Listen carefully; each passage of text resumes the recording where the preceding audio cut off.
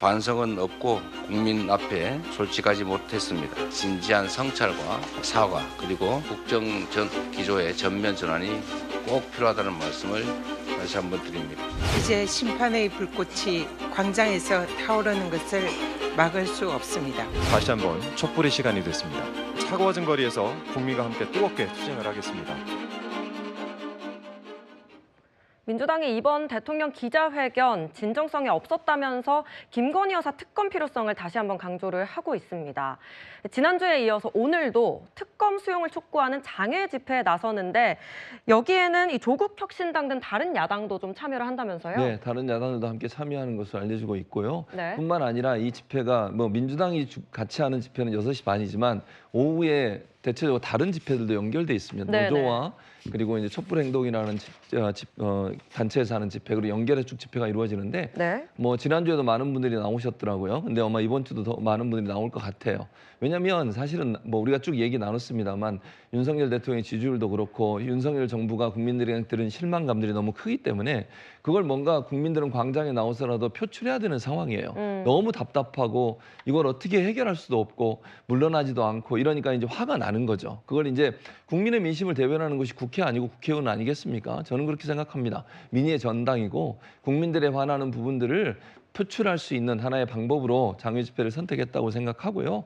야당들이 함께 그러나 민주당은 아직까지는 공식적으로 탄핵을 얘기하진 않습니다. 지금 김건희 특검이라고 하는 부분만 강조하고 있죠. 네. 그러나 이제 이게 점점 다른 당들은 이미 탄핵을 얘기하고 있고 또 네. 국민들은 탄핵을 주장하고 있기 때문에 이 특검의 주장이 차후에 탄핵으로 갈지 좀 지켜봐야 될 것 같아요. 그러나 아직까지는 민주당의 공식 입장은 탄핵은 아직까지 얘기하지 않고 있고 김건희 특검이 관철되는 것 어제 이제 새로 또 법사위에 통과했지 않습니까? 네. 이 탄핵안이 통과될 수 있도록 하는데 힘을 모으는 그런 집회의 성격이 되지 않을까 그렇게 생각합니다.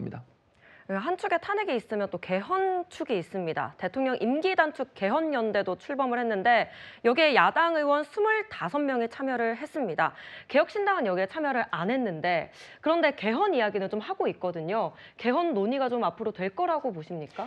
저는 법적으로 합리적으로는 이게 말이 안 되는 거기 때문에 진행되지 않으려 봅니다. 그러나 지금 현재 민주당은 탄핵의 한 축으로서 어떻게 보면 네. 또 연성 탄핵이라고도 하죠. 그렇기 때문에 대통령을 끌어내리기 위해서 계속해서 이제 군부를 떼우고 이제 분위기를 조성할 것 같은데 왜 합리적으로 그리고 법적으로 봤을 때는 안 되냐면 크게 보면 두 가지입니다. 첫 번째는 헌법 개정의 절차는 발의를 해서 공고를 하고 그다음에 국회 3분의 2 이상을 해서 국민 투표를 해서 공표를 하는데 네. 공고와 공표는 대통령의 권한입니다. 그래서 대통령이 협조를 하지 않고 공고를 하지 않으면 이게 진행이 되지 않습니다. 그러면 결국은 또 공고를 하지 않은 것에 대해서 탄핵으로 다시 돌아올 수밖에 없는 상황이에요. 그리고 두 번째는 좀 더 이제 어려운 상황인데 헌법 제정과 헌법 개정의 권력에 있어서는 차이가 날 수밖에 없습니다. 무슨 말인가 하면 헌법 개정을 전부 다 하게 된다면 예를 들면 우리 민주공화국을 입헌군주국 바꾼다든지 법치주의를 다 없앤다든지 그렇게 해서는 안 되거든요. 그렇기 네. 때문에 법치주의의 가장 핵심인 헌법에 규정된 법률 불소급의 원칙에 의해서 결국은 현직 대통령의 임기를 단축시키는 것은 있을 수가 없다는 것이 헌법학계 그리고 법률을 좀 아는 사람이라면 통론인데 어쨌든 지금 민주당이나 좌파 진영에서는 이런 어떤 합리적이고 이런 것보다는 어쨌든 탄핵을 하기 위한 어떤 선동을 앞으로도 계속해서 가속할 것으로 예상이 됩니다. 예, 여당에선 오늘 저녁에 있을 이 두 번째 장외 집회, 이재명 사법 리스크 방탄 집회라면서 비판하고 있습니다. 사법 리스크를 피하고 이재명 대표를 구하려고 또 스스로 방탄하려고 민주당은 지금 사활이 되어 있습니다. 답정너 방탄입니다. 이재명 대표가 직접 나서서 선거를 앞둔 마지막 주말에 시청역을 가득 메워달라고 ob수하고 있습니다. 엄연한 사법의 영역을 그리로 가지고 나가서는 재판부를 압박하는 뻔한 시나리오가 있는 죄를 사라지게 할 수 있겠습니까? 네, 한동훈 대표 오늘 SNS에 이런 입장을 남겼습니다. 관련해서 판사 겁박, 무력 시위하냐고 한 건데요. 특히나 이제 법원 유죄 판결 막으려고 진영 총동원령 내린 적 없었다. 판사도 사람이다. 공포를 느낄 것이라고 했습니다.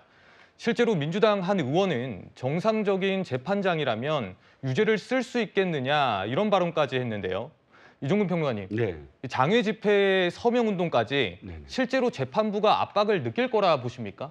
압박을 엄청나게 느끼고 있습니다. 거기에 대한 반증이 지금 그 대법원장 산하에 사법 정책 자문위가 있습니다. 지금 조희대 대법원장이 직접 지시를 내렸어요. 지금 너무나 법관들에 대해서 압박과 좌표찍기가 너무 횡행하고 있다. 여기서 예. 법관을 보호해야 된다. 그런 정책을 안건으로 삼아라 해갖고 아마 정책 자문위에서 이건 외부 인사들로 구성됐습니다. 법관을 보호하는 그런 지금 안을 내놓을 것이라고 보고요. 물론 이것만이 아니라 조희대 대법원장이 이야기하는 건 뭐 이재명 대표의 재판만이 아니라 지금까지의 어떤 행태들, 좌표찍기라든지 뭐 이런 행태들을 총괄해서 이야기하는 것이라고 보여지지만 지금 시점에서 이 법원 행정처의 이 움직임은 사실상 너무나 지금까지 많은 판사들에게 이런 정치적인 어떤 재판과 관련돼서 뭐 좌표를 찍는다든지 또는 신상을 털어서 다 공개한다든지 이런 것들이 비일비재해 오지 않았습니까? 또 더군다나 지금 현역 의원이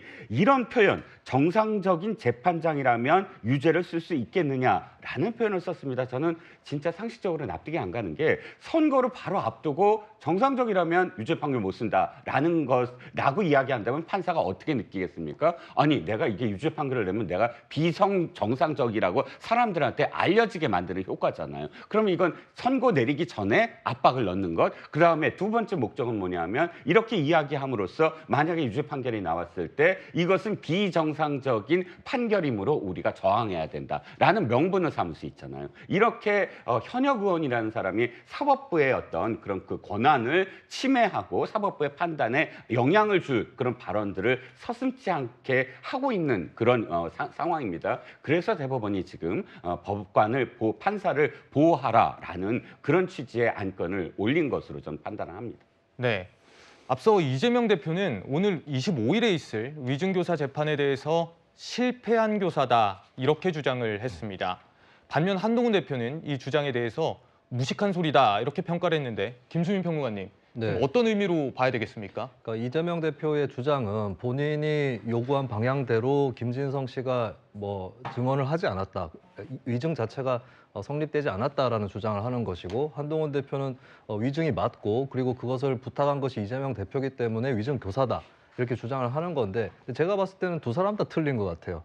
왜냐하면 김진성 씨 같은 경우는 본인이 이제 위증이라고 자백을 했고 그리고 이제 그런 방향으로 어쨌든 이재명 대표에게 유리한 방향으로 예전에 진술을 했던 것은 맞는 것으로 보입니다. 그렇기 때문에 이재명 대표의 말이 틀렸다고 저는 생각을 하는 거고요. 그리고 한동훈 대표는 왜 틀렸냐면 위증이 성립된다고 위증 교사가 성립되는 건 아닙니다. 예를 들면은 공개됐던 통화 녹취록에 보면 이재명 대표가 김진성 씨에게 둘이 이제 얘기를 주고받는데 이재명 대표가 최종적으로 요구한 게 뭐였냐면 전해 들은 얘기라든지 전체적인 분위기에 대해서 좀 얘기를 해줄 수 있겠느냐 이 부분이었는데 사실 김진성 씨는 그 이상을 해버렸단 말이죠. 만약에 이것이 김진성 씨의 위증이라고 해도 그것이 이재명 대표가 요구한 만큼이 안 된다면 저는 통화 녹취록 말고 다른 근거가 없다면 위증 교사가 무죄가 날 가능성도 있다고 보거든요. 근데 그런 의미에서 한동훈 대표는 위증이 곧 위증 교사를 증명하는 것이다라고 보는 것. 그러니까 위증이 아니면 위증 교사도 아닌 것은 맞지만 위증이라고 해서 위증 교사가 성립되는 건 아닙니다. 이 부분을 보자면 두 사람 다 좀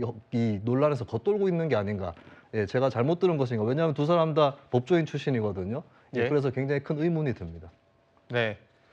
야당의 이재명 대표 무죄 여론전에 여당에선 다음 주 금요일에 예정된 이 공직선거법 1심 재판 생중계로 맞불을 놓고 있습니다.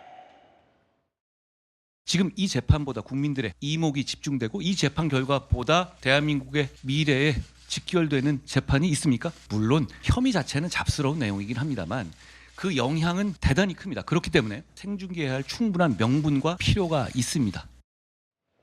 네, 국민의힘에선 국민 알 권리를 위해서 생중계돼야 한다고 이렇게 주장을 했습니다.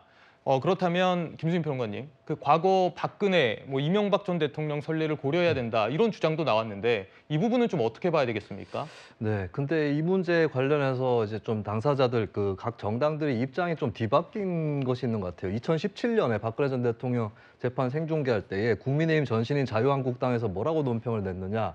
21세기 인민재판의 부활을 우려한다.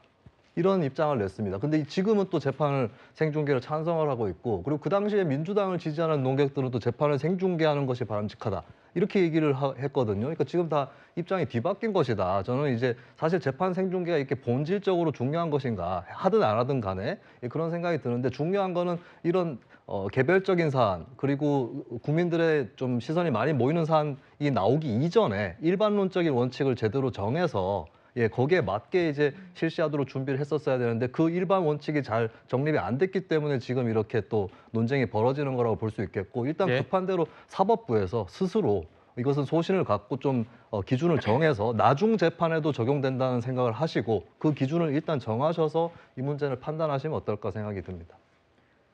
여당의 재판 생중계 공세 속에서 민주당은 다음 주 오는 15일이죠. 이재명 대표 공직선거법 재판 1심 하루 전인 목요일에 본회의를 열고 김 여사 특검법을 처리하겠다는 입장입니다. 한동훈 국민의힘 대표는 이제 결단하십시오. 적당히 말로 때울 수 있는 시간은 끝났습니다. 아내의 불법 범죄를 특검이 수사하는 것은 인권 유린이고, 제1야당 대표에게 정치 검찰을 동원한 정치 탄압은 인권 보호입니까? 그런데 현실적으로 본회의를 통과해도 대통령 거부권이 행사되지 않을까, 이런 분석이 나오는데, 대통령이 기자회견에서 특검은 위헌이다, 이런 이야기도 했기 때문이죠. 이 민주당이 대통령의 이 주장에 대해서 윤 대통령이 박근혜 특검을 하지 않았냐, 황당하다, 이런 입장입니다. 좀 어떻게 보십니까? 예, 대통령께서 이제 특검은 위헌이다고 이야기를 한 것은 이제 조금 몇 가지가 이제 시간 관계 때문에 설명이 좀 생략돼 있습니다. 왜냐하면 일단 특검이라는 건 잘 아시는 것처럼 이제 상권 분립의 대원칙에 대통령이 행사하는 권한을 특정한 어떤 이슈에 대해서 국회가 특검을 행사하는 어떤 것이기 때문에 그 전제 조건이 따라야 되는 거죠. 어떤 전제 조건이냐면, 첫 번째는 이게 권력형 어떤 그런 어떤 비리여야 되는 것이고, 그리고 또 기존의 경찰, 검찰의 어떤 수사라든지 이런 게 미진해야 되는데, 지금 대통령께서 이제 거부를 이제 하시면서 이것이 이제 상권 분립에 위배된다고 이야기한 것은, 이게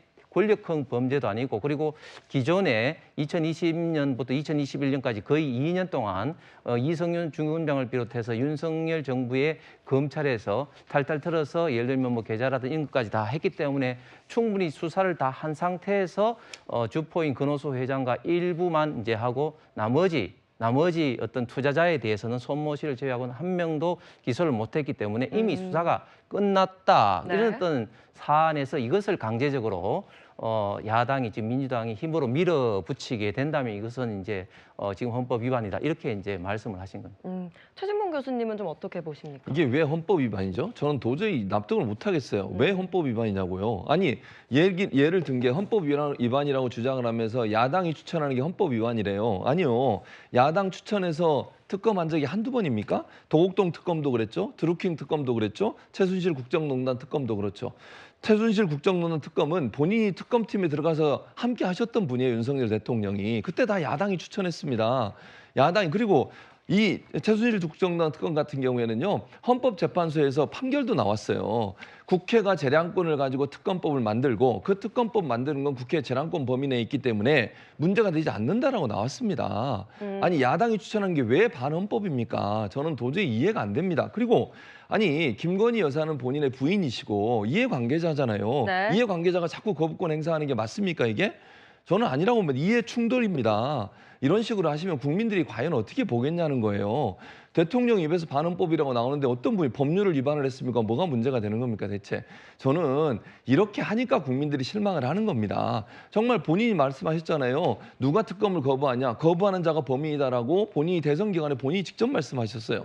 아무것도 문제가 없고 털어서 아무것도 안 나온다고 하면 특검 안들 뭐가 나오겠습니까? 근데 왜 이렇게 반대를 하시는지 제가 잘 모르겠는데, 국민들도 의혹이 있다고 생각하고, 김건희 여사 같은 경우에 그 주가 조작 관련해서는 손모 씨는요, 손해보고 본인은 그냥 인지만 했다는 이유로 처벌받았어요.